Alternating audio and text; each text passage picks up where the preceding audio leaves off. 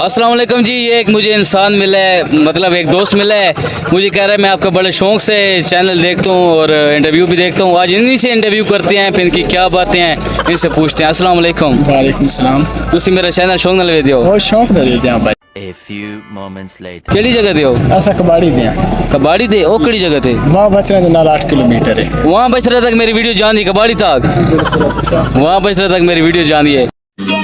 समझ रहे हो? समझ रहे हो आप? समझ रहे हो ना? अच्छा सन ये दसो कि दुनिया सब तो ज्यादा बारिश केड़े इलाके च लानी है?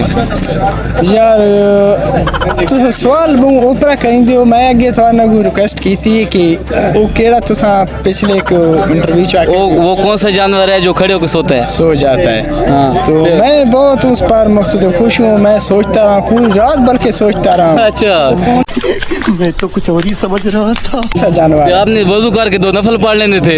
ये बिल्कुल आप बात ठीक